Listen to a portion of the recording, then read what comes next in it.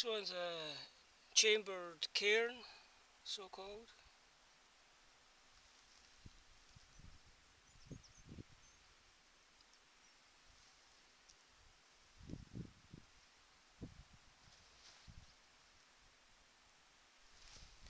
As is often the case, they're very disappointing. Visit. Nothing much left.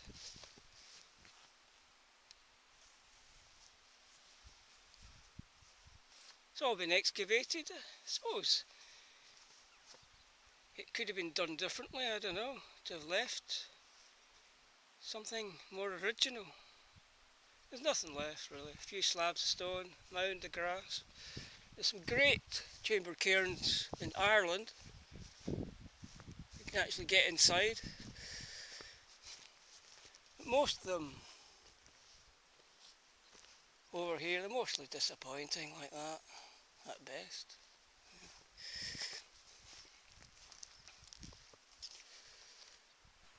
So what do we make of it all? We've got cairns, we've got standing stones, we've got Buddhism now, Christianity, New Age spiritualities. Is it a case of we just pick and mix our own blend of religion, pseudo-religion, whatever? Or do we now have science to tell us what the universe is about? Well, science certainly tells us about the material universe, and for science that's all that there is. So do we now worship science, technology? Many people worship technology now. Many a head is bowed in deference thereof. What we can surely say is what we have as civilization now is very much founded and run on materialistic principles. We need economic growth, exploitation of nature, money, possessions, materialism. That's what it believes in.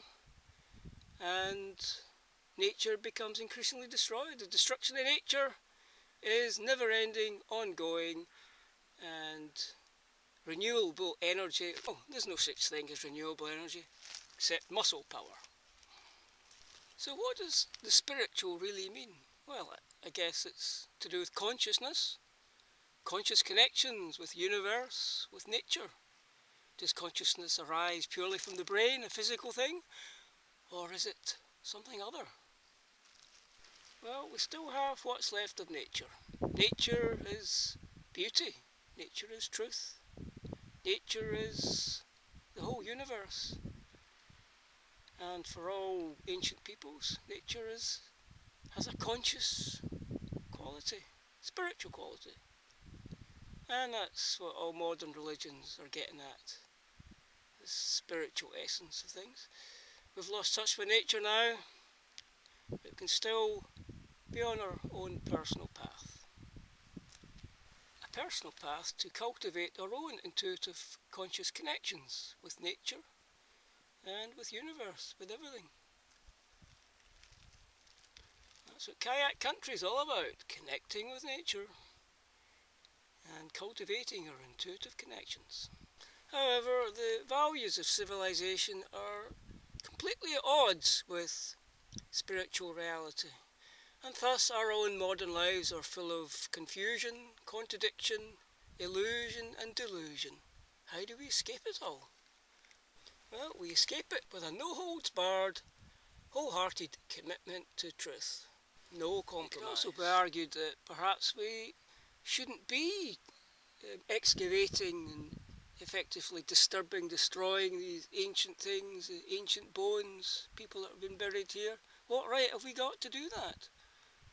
Perhaps we should be concentrating on our own connections, spiritual connections, and connections with nature, rather than disturbing these things for our own curiosity. Archaeology, science, so we have scientific knowledge, which is to do with the material world and universe. And then we have a spiritual knowledge, which is to do with our conscious connections with something other, consciousness. Are these two types of knowledge ultimately opposed? Well, it would seem that they are completely opposed.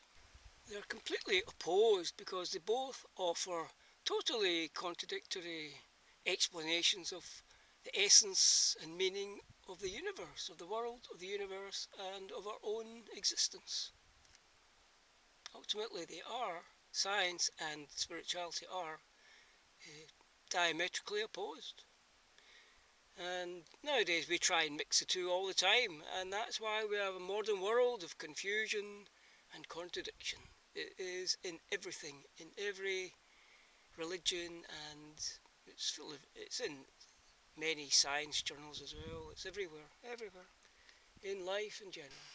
So in the final analysis, we have our modern civilization, which, however it began, is now clearly sustained through materialistic principles. Economic growth is essential, exploitation of nature, and these materialistic principles are overcoming the spiritual principles. So we see all spirituality and religion in decline, and of course native peoples are swept aside, they are not tolerated. Civilization does not tolerate native peoples, does not tolerate wilderness. Everything has to be controlled, planned, controlled. Ultimately, no religion or spirituality can bring peace to this world. That's a fantasy, a delusion. Nor can science and technology save us. Nor can humanism. There is no grand new age of man up ahead. That is a delusion. Illusion and self-delusion are everywhere. They're like a new religion almost. So what becomes of civilization now? Where is it going? To the complete and utter destruction of nature? And ultimately ourselves? Well, there'll be no new age of man in this world. Not spiritual or material. Who knows? Perhaps in another.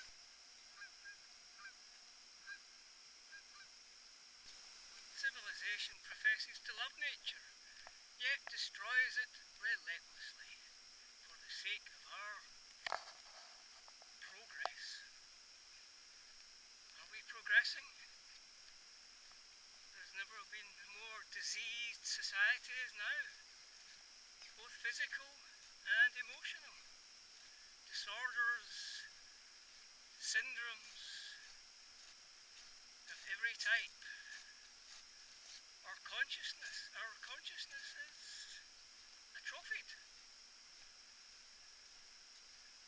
even more so than our bodies. Now that we have science and scientific knowledge, are we more conscious than ever before? More intelligent now? Or are we perhaps less conscious than ever? Are we living intelligently? Do we live in connection with nature and amongst ourselves with intelligence? Or are we perhaps going the opposite way?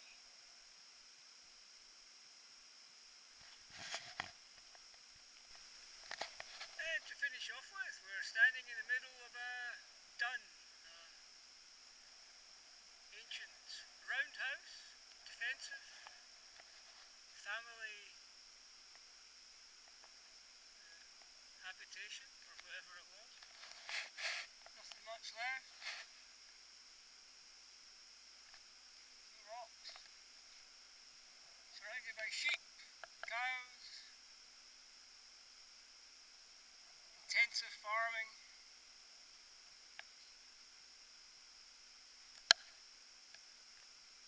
Giant bee. This guy should be arrested.